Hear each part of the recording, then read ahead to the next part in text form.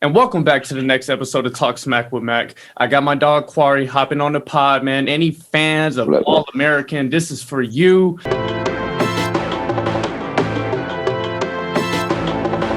you ready? Let's talk smack.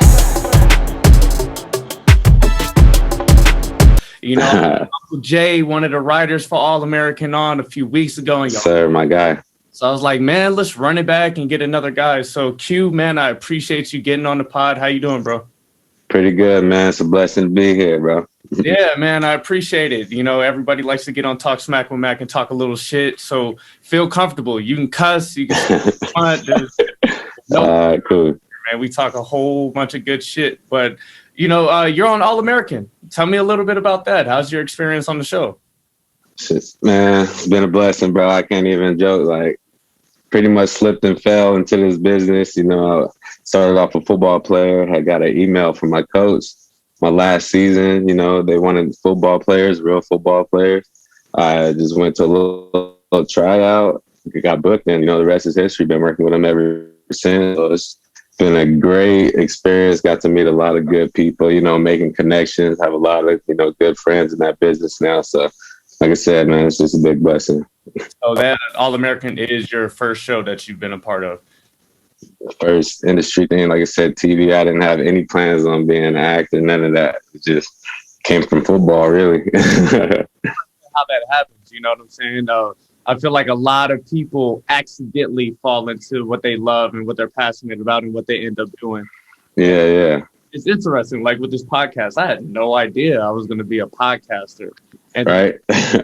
Boosting me up. They're like, hey, you know your sports, do your thing, try it out. And I fell in love with it. And I'm going to take this wherever I want to take it. You know what I mean? You feel me? Same here. I'm just, you know, I got my foot in the door. So I'm just, you know, I'm running with it. I'm going, you know, doing what I got to do to, you know, keep coming back and, you know, keep being a part of it, you know? Yeah, and it's exciting that, you know, All American, of all the shows, you know, so many shows have pilot seasons or pilot episodes and they never get picked up or renewed. Right, yeah. All American, you guys are going on the 4th season and you got a spinoff coming off. So exactly, man. Damn. So shout out the fans for that one, because, man, like they really, you know, put us on. Like you said, we didn't know it was going to be this big, but here we are, you know, about to shoot the 4th season in August. So, like, man, shout out the fans for that one. They blew us up.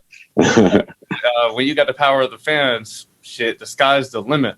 So exactly right. We're shooting season 4 in August, and then the turnaround is October for it to start, right? Yeah, I think that's how it works, because we should be back on like a regular shooting schedule. COVID kind of messed everything up. So, like, I think, yeah, it's kind of shoots as we're going. So we'll have a couple episodes done by, you know, when it airs, and then we'll probably be filming more as well, like during. That's a lot of pressure. Yeah, but, you know, everyone's professional, you know, especially by the 3rd season. You know, we know how to, you know, come in, handle our business, and get it done. Keep the quality high at the same time. Exactly, yeah. So it's not, you know.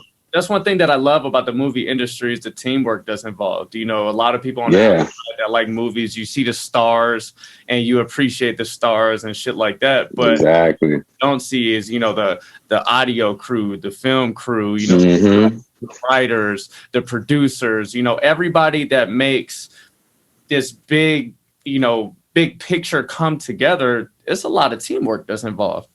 Man, and like you say, you would never know you weren't on set, because, man, it's a lot of people that, you know, waking up, getting there at 5 a.m. way before any of the actors and all that, setting everything up, getting all the equipment. So, yeah, it's like you said, it's a huge team organization type of thing. You know, it seems like a franchise kind of, you know, you get from the piss all the way down to the players, whatever, you know. So everyone got to contribute. Yeah, man, I'm a sucker for teamwork. That's what kind of drew me into sports as a kid and stuff like that. So film is very similar.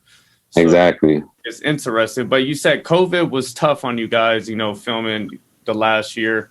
Can you kind of elaborate on that and the difficulties that you guys face? Yeah, so obviously, you know, while COVID was taking off, everyone was kind of, you know, flying everywhere, trying to figure out how we could continue filming and get stuff together. So there was a break in between for that. So once, you know, they finally got the okay to be able to film, we had to do, you know, it was all precaution based. So everyone had to get tested. Like I'm talking, we were getting tested every other day type of thing. Like so many COVID tests.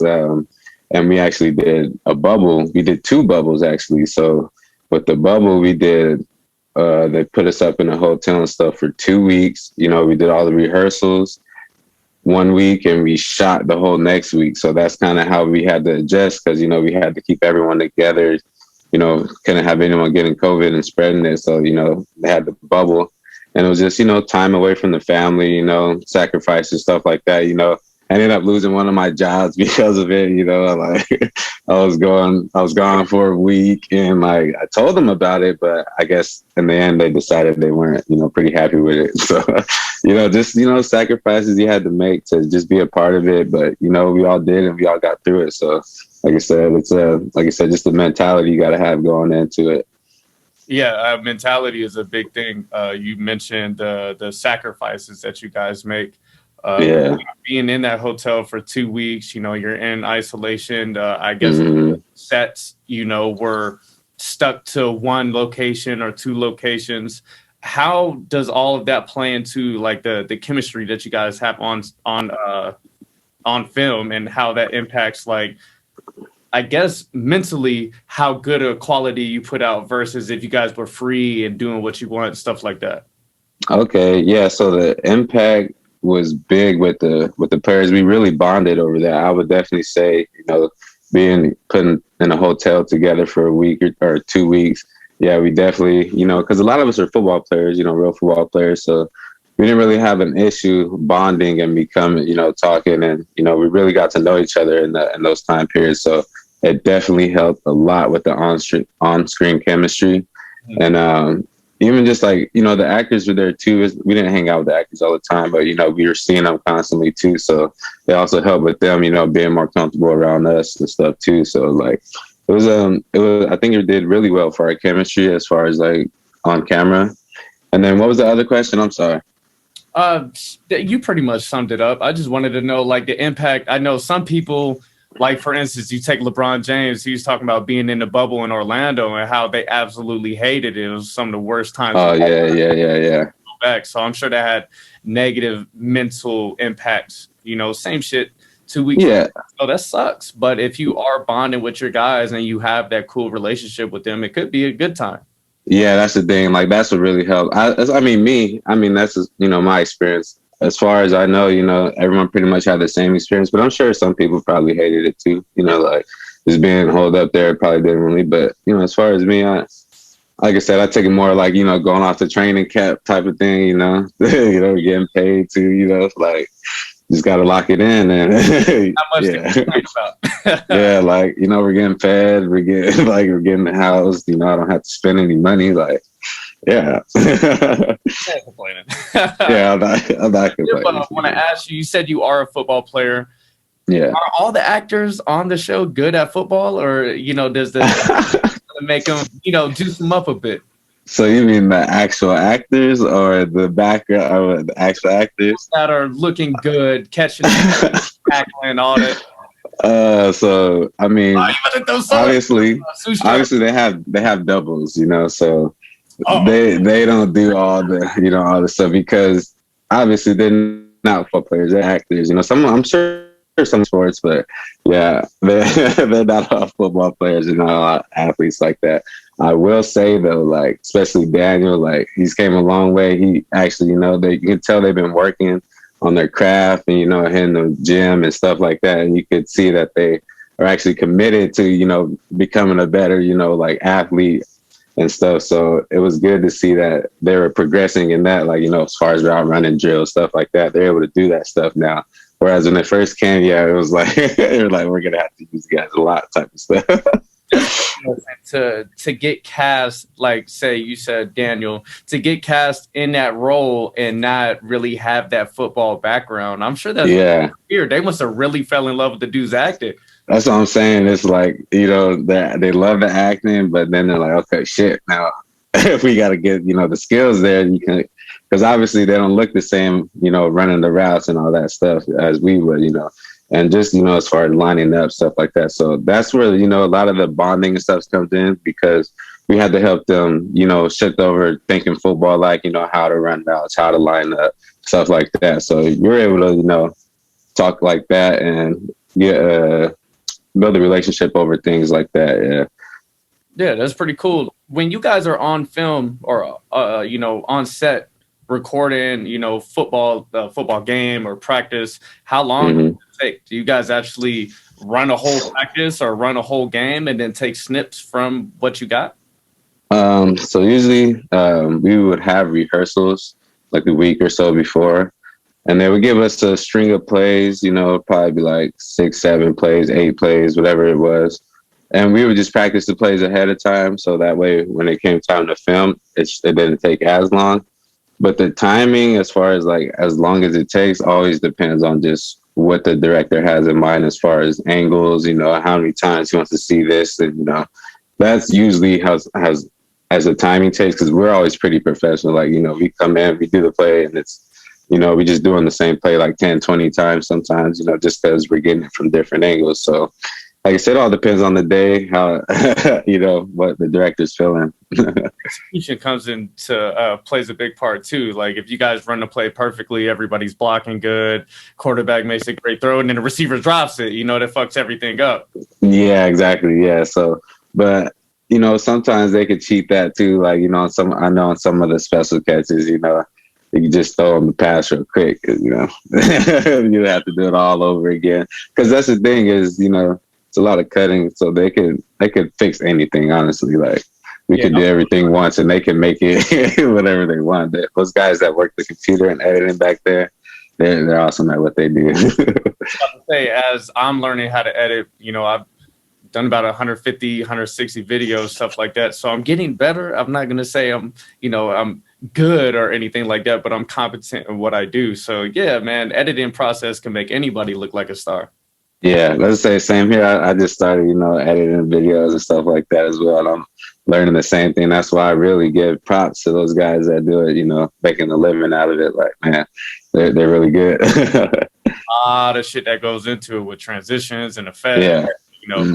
Here, the audio, there's a lot that goes into it. Very time consuming. Exactly. So that's why I tip my hat to them. All right. So your role, you play a football player for Crenshaw, right? So correct. Everybody going to college and stuff like that, are you still going to be in the show next season and beyond?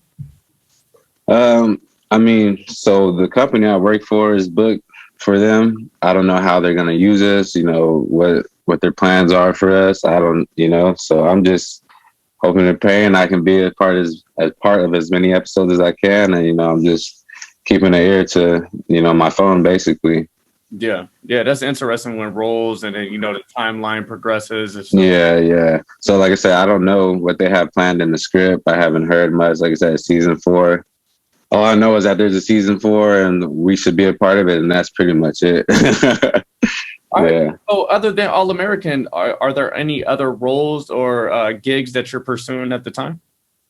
Yeah, so I actually have done a couple commercials because, like I said, I met the right contacts, chopped it up with the right people, so I was able to, get other jobs off of that. And like I said, I do like commercials, mostly football roles. Like they need like NFL players. Like we do a lot of the NFL commercials and stuff. And then I am actually trying to. I'm doing auditions, every other week, working on my craft, trying to get better at, just auditions and stuff like that. So yeah, I'm only going up from here is pretty much my plan, Well, shit, man, you got one hell of a start. When you go into auditions, is there anything that you do to kind of like mentally pump yourself up or help you kind of dive deep into the character or role that you're doing? So with the auditions, I don't really try to get pumped up. I feel like I'm more try to get relaxed, kind of, cool nerves, So what I do before auditions, usually, make sure I go over exactly what the director wants, exactly what they want in audition, make sure I'm going over that so I don't miss anything. And it's more just a, calm, cool approach and just try to be loose, more than just, pumped and, tight. Is there any way that you kind of like take yourself out of you, right? Your cue, Yeah. but if you're going for a role, I'm assuming you want to kind of like mentally put yourself into whatever mental space you need to kind of dive deep into that role. Yeah, definitely. Sometimes I feel like, Yeah, we definitely, or I definitely do that. Like, say the role the other day was like, I was supposed to be a ex barbecuer, turn entrepreneur or something like that. So I don't cook like that. I don't barbecue. Like so like I'm just trying to think. Like how would he talk? How would that person be? Body language wise and stuff like that. So yeah, I definitely take my out of body and try to fulfill the role the best I can that way. Yeah. So you can actually give the best interpretation of that role. All right. So with a barbecue guy, do you have any friends or family that you chopped it up with? Hey, man, I know you could throw down on the grill, teach lingo, or, some little tricks with the spatula, maybe some spice, Right. like anything like that? Nah, man. So it was just like a last minute thing. That's the thing with these auditions. They'd be like, if you have 2 days to do it, then that's a lot of time. It's usually like a one day, get it in type of thing. So I didn't have time to really chop it up with anyone. Like I said, I was doing something else at the time. So I just kind of had to wake in the morning the next day and do it really quick. So I didn't get to really talk with anyone. I just, use my imagination. I got a pretty, pretty big imagination. So, I've seen shows. So had to let that imagination run wild and let that exactly you make that character, and now let that character make you. Yeah, exactly. Yeah, man, that's exciting. All right, well, you play football. How long did you play football for, and when did you get started with that? Oh man, football. Been playing football since a little boy. Started at 7 years old, and pretty much played every year since. In high school, college. I went out for the CFL. Was gonna do a practice squad with XFL stuff, and I was gonna play arena football before COVID happened. But yeah, so like at all levels. I'm currently playing flag right now. Just I always stay active in football. Football has always been a huge part of my life. So it's definitely something that I want to give back to in the future, become a coach, whatever. But yeah, football has definitely been a part of my life, all of my life. So yeah, special part in my heart. You know what I'm saying? You play. What was that? What position or positions do you play or did play? So as a kid, I was really chubby. I was always an offensive lineman, and I also played linebacker as a kid. But so I've always played middle linebacker every year, and then I always play offense. I always played offensive line until like high school year. I started stretching out a little bit, getting a little taller. So they put me at tight end, I think my junior year, and yeah, pretty much linebacker and tight end. The years after that. What was that? You got hands? Oh yeah, I didn't always have hands, but now like I said, I've been playing football for a while too. Even as I was playing tackle, so like I always caught the ball. So yeah, I got hands. We could do 1-on-1s, any of that. Anybody need that? I got you. Because yeah, I body. When you're on set, do you guys ever, maybe after you guys are done filming, like, hey man, let's go get a little pickup game going? Oh hell yeah, man. We like I said, we're all competitive. We all, we talk our shit. So there's always been times, we line it up. We have full 1-on-1 sessions. Everyone out there watching us and stuff. Like we've been going at it a few times before. Yeah, just because we're guys. We got we got a lot to prove still. So we line it up anytime. We always got something to prove, man. Yeah, right. If not, then I don't know. You're not the type of person I want to be around. You know what I'm saying? Like just the competitive nature. Like I said, I say I got hands and all that, but I'm a linebacker first. Like I'm not as good as an offensive player as I am defensive. But I think, like I said, anybody like I'll look at somebody like, yeah, I know I'll catch it on you. You know what I'm saying? I know. Right? Exactly. But is what it is. So give me some of the juice, bro. Out of the main cast on All American, who has the most talent? On the field. Me first, and then after me is probably like again my guy Alex. And I only say because I went to school with them, and he's actually been a double for Spencer on the show.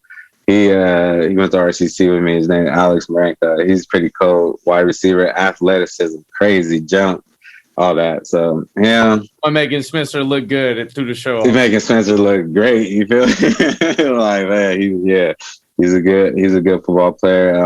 I'm not gonna even front. A lot of these guys are like D1 dudes. Like they all play at a high level or like some type of pro. So I could go for days on who's actually really good, but like I said, as far as the best, besides me, yeah, probably like my guy Alex. He's probably the most athletic out there I know. Well, Alex, man, shout out to you, dog. Good job, man. Look great and shit like that. Who's your NFL team? Patriots. Oh, yes, sir. Fell in love with Tom Brady at a young age, so the rest is history. From the East or? No, I'm not from the East. I'm from Riverside. It's just like I said, Tom Brady, a California boy. He brought that mentality over there. Man, I hate the Patriots. I'm not gonna lie.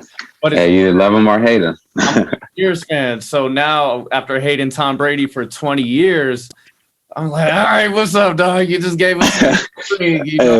So you got a little taste. You got a little taste of what has been driving me the past, 18th year. Like, He was literally y'all was literally beating the shit out of everybody, man. So it was like, I gotta hate you. It's like if you're not a LeBron fan, you gotta hate him a little bit. Exactly. The same shit. It's the price of being the best, All right, so Brady or LeBron? Better athlete. And not athletically, but just at their position? Oh, Tom Brady. 7 rings. Come on now. Do you think winning a Super Bowl is harder than winning a championship in the NBA? See, that's the question right there. I only say the NFL is harder because you really has to be really team involvement, and NBA, like, you could just have one good player that makes every fucking shot, and there you go, he'll get you to the finals. But yeah, I would definitely say NFL is harder just because everyone has to be on the same page, Yeah, I agree with you. I mean, 22 plus special teams versus 5. Exactly. Right. Yeah. Harder, a lot more teamwork, a lot more football goes into it versus NBA. Like you said, you throw prime Shaq on a team and they're like go to the championship. What are you gonna do? Championship. Yeah. Tom Brady on a shit team. I don't know. There's much that he could do by himself. Exactly. So yeah, man, football is interesting like that. No, you said you like basketball before we started recording. Who's your basketball? Oh, hell yeah. I'm hoping the Lakers. LeBron James, yeah. So like I said, I'm obviously it's Lakers now, but I'm rooting for LeBron. That's my guy. So I got Cavalier jersey, I got Miami Heat jersey, I got Lakers jersey. You feel me? Like, you got one of his little Irish high school jerseys too? Nah, that's the only one I ain't got, man. I gotta get one of those. My brothers had one of those. I'll never forget it. He was rocking with Bron when he was 18. I was like, all right, man, I'm gonna get all right. LeBron's special, man. After he went to the ship once or twice. Yeah. LeBron's the guy. All right, so who you got winning the I guess the finals this year? The Suns are up 2-0. So if you go with the Suns, I get it, but who you got winning? Well, the thing is, the Suns have been playing the best. Like I said, since the Lakers have lost, I haven't really cared, but obviously the Suns are up 2-0. They're going to win it. But before, I thought the Bucks had a better chance, but I mean, Giannis is just not 100% or what. I don't know what's going on with them. They're just crumbling. So I thought the Bucks would at least made it, a better series. Mm-hmm. But obviously the Suns are going to win, so I can't even say anything else, right? Bro, I see DeAndre Ayton is emerging into a star. That dude is just locking down the paint offensively and defensively. And then E3 is doing what point guards do. And then Devin Booker is, he's not shooting the ball the best. He's like 45, 44% from the field. But when the Bucks start going on a run, he makes that key shot. He shuts all the momentum down. Yeah. So, then you got your role players. Everybody's buying into their role, making exactly. To the Suns team. Beautiful. Yeah, man. Before the season started, I was on the bridge with them. I was like, maybe they can make the 8th seed. We'll see. Right. boy, was I fucking wrong. They Like, everybody. like when the Lakers had them first round, I'm like, cool, this is a cool first seed game, you know, like Suns, you know, we get past the Suns. You know, yeah, they were, yeah, bro. And they cut all that shit out. I was really shocked, man. I was really shocked they beat the Lakers, and I'm not even gonna lie, I didn't even watch like the next round of playoffs. I was so damn mad. then yeah, after, you know, I think after they beat what's the name, the Nuggets, I was like, damn, these are for real. Like, like, man, they're a really good team. I wonder how, if Jamal Murray would have played and Kawhi would have played, how much different those two series would have been. Man, I don't like to, you know, say if that, because there's so many ifs you could say, you know, because yeah, they weren't there, but at the end of the day, they were still competing, you know, with the team when they weren't there. Like, I think Paul George got it pretty close a couple of games, right? If I'm not mistaken. Yeah, like they had chances to win without him, so I don't want to hear it, you know. Yeah, you know, fans get throwing them hypotheticals all the time. Yeah. They're all the time. But at the end of the day, we are where we are. Mm-hmm. Like, as part of the game, you're not gonna always, you know, have everybody. That's, you know, you can't use that as an excuse. All right, man. Let's jump back over to the NFL real quick. You know, let's do it. The Patriots, they came out. They got Cam. You know, last year he didn't do too good, but people got to be understanding that the Patriots offense was pretty much talentless last year. They get some players to help this guy out, and that's what they went in free agency. They got two great tight ends. Two good tight ends. Two really good tight ends, yeah. You know, some receivers. They got some talent around Cam, but they also drafted Mac Jones in the first round. You know, how do you feel that quarterback battle is going to go in training camp? Mac Jones has got to be our guy of the future for sure. So, I mean, Cam Newton, like you said, great player. Trust me, I'm one of the biggest Cam Newton fans. I damn near almost bought a Carolina Panther Cam jersey. I was so, you know, excited about Cam ever since college, but he don't have it anymore, man. Like, as far as just accuracy wise, it's just not there. Like, I know we didn't have talent. At the end of the day, he passes in the dirt. Like, it doesn't matter who the talent is. Like, you're throwing, you know, passes in the dirt. And like I said, Cam's my guy, and I'm not going to front. You know, he's on the decline, and it's pretty obvious. So, yeah, I think Mac Jones is the right move. And I think as soon as Cam, you know, has one of those games where he just don't got it, yeah, we got to put Mac Jones in and see what he does. But I'm still rooting for Cam. Like, I would totally be happy if Cam, you know, led us to the playoffs, championship, whatever, and, you know, had a great season. I'm rooting for that. But like I said, I just see the decline, and I'm not sure if he can bounce back, man. He's just not the same, you know? And last year when they signed Cam, you know, they signed him to that incentive-driven deal. Yeah. And I think he got like $7 million or $6 million on his actual contract. Yeah. They re-signed him to like 13. So obviously Belichick is like, all right, Cam, we get it. You got a little left in the tank. There's no talent around you. See if you could be that bridge for one more year going to Mac. Yeah. I do want to jump over to Mac Jones. You know, this dude played with one of the best receiving cores probably ever. Yeah. And so how much did that elevate his game versus how good of a quarterback he is?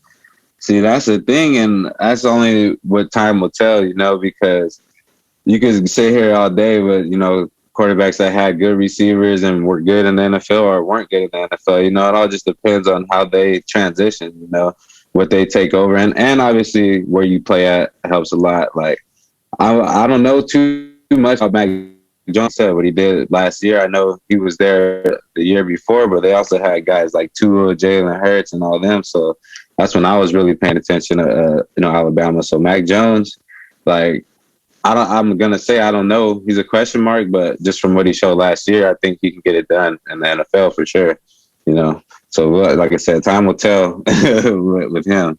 Yeah, you put him in the right system, or any person that is driven to get better and has the talent, you put them in the right system and you set them up for success, they can be successful. These guys made it to the league for a reason. You know what I'm saying? Exactly. First round pick for a reason.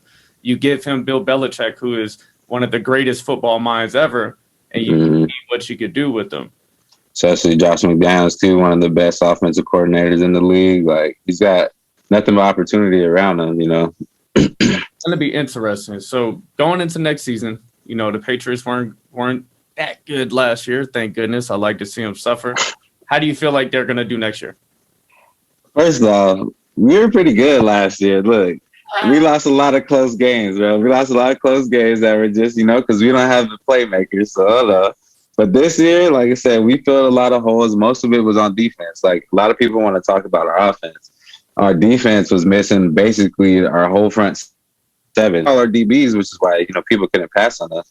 But they could run on us all day, and that was our problem, So defensive wise, our defense should be coming back. I know we filled a lot of holes in the draft and in free agency. Like I said, we got Judon coming over. We got some pass rush coming. I'm excited about that. We got Hightower coming back, our heart and soul of the defense. So like, it's a lot's going to change. Defensive wise, we were just getting ran through the middle of the field. But I got to double check the schedule. I haven't really looked and seen, who we might lose to or this and that. But I'm thinking 11-win season, honestly.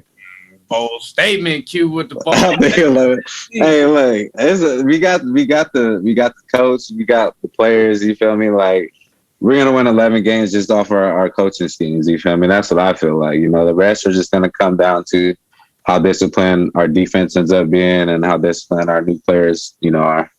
Yeah, a lot of people forget, and you brought it back with Hightower. You guys had 2 or 3 people that were very key pieces on that defense that sat out because of COVID. Not injuries or anything. Yeah. COVID's coming. Nah, not for me. Exactly. Now, I personally think they were like, hey, man, we're going to be fucking trash this year. Anyways, let me go and get rested. Rest, get paid. Like, that's why, like, it's hard to be mad at him, but I was mad at him. I was mad at him. Because, like, as a player, like, I'm not going to sit that out. Like, especially, like, if we're having a season, I need to be a part of the season. If I'm healthy, like, if everyone else is dealing with it, it's just something we got to go through. But I guess everyone's entitled to their own opinion, Yeah, those are your brothers on the field that you go to. Exactly. Like, and you just leave them like that. Like, who cares? You're gonna be shitty. You're out there doing what you love, and you get paid. So that's the way I would have took it. But like I said, everyone's entitled to their own opinion. How would you have felt if you were on a team and some people took a season off like they did because of the reasonings? I'd be pissed. I definitely would have let them know that I didn't agree with it. But like I said, if they really felt, if their reasons really was, they're just scared of COVID, then what can I say? Like, but like you said, it's just me thinking other guys are probably just like, let's take a year off. We suck. I don't want to get hurt, preserve my future type of thing. Like, then I'm going to be pissed off, Yeah. Circumstances and reasonings and truth, all of that shit. Yeah, exactly. Yeah, man, it's interesting. All right, so I know you're in a position, you're starting off as an actor, you're building up your own personal brand, selling yourself. Excuse me. I know there's people that's, in your same position. Is there any advice you would give them? I know some people that I had on the pod before, they're talking about get a really good headshot, get your resume, all of that good shit. What advice do you give to those people? So besides the, resume and headshots, all the paper stuff, obviously you got to do all that. But it's just, be a good person, try to connect with people and actually converse, because it's really all about who you know. Like, at the end of the day, if you don't have anyone vouching for you, you're not going to really get a job. And especially in this type of industry, you have to have, a good character. You have to, just really engage with the people and let them know that you want to be there and want to be a part of something special. So yeah, and like I said, of course, you want to, get the headshots, promote yourself, get yourself out there, get emails, send them to, just find people's emails, look them up and just send them stuff, stuff like that. Because you're your best self-promoter, and that's the only way you're going to get anything done is if you take action and say you want to do something and just, do research, find out how to do it, be a good person, and don't have any enemies, Yeah, I feel that. For the people that are just getting started, they have no resume, they have no credibility. How do they get started? How do they get that first whatever to help them out? Like, as far as the acting? Yeah. as So that's the thing. I really don't know because I got it, like I said, through football. Mm-hmm. But from what I heard, a lot of people do like acting school, and like if you go to act, you're pretty much going to get a job in acting somewhere because you're going to meet the proper connections. There's an acting school, and then I guess it would just be, like I said, self-promotion, taking pictures, taking videos, and like I said, Instagram. A lot of people sleep on Instagram. That's a lot of people will ask you for your Instagram when you do auditions and stuff because they want to just see you. So it's just like, it's going to be a lot of self-promotion. If you don't have anything, if you think you have a good look or whatever, you're going to have to just, like I said, find emails, find people that you could send your videos and pictures to, and just, hope someone says, hey, come down to this audition or something like that. Because other than that, I'm not really sure. Because like I said, I got it through football, honestly, playing college football. And that was my ticket into the door. So I would say best of luck with the other way because I really not sure. All right, man. For the people that are listening, you guys need to sell yourself. Get in front of that camera or people or even on Instagram, and you sell yourself. Exactly. I think I'm all right at that. I'm exactly on myself all the time. Yeah. I have somebody get on my show for the first time. I give them their spotlight where I sit back, I shut the hell up, and you let the people know where to find you, what you got coming next. Anything you want people to know, this is your chance to shine. Yes, sir. So Instagram handle is Acquarey, ACQUAREY. Acquarey. A lot of pronouncing my name wrong. It's all right. But yeah, man, shout out Foes Up Entertainment. That's my media company. Going to be up and coming soon. Foes Up, my music group. We got some music coming your way pretty soon. And shout out everybody on All American team. I appreciate you guys. The new family over there, Game Changer Films, my people, man. Like you said, Elijah T caught that new album, man. He's the one, linked me up with you, brother. Appreciate you, Uncle Jamie and them. So it's all love, man. You guys, peace and love, and thanks for listening, y'all. Yeah, hey, Q, appreciate it, bro. Next episode of Talk Smack with Mac, bro. We done. Peace. All right.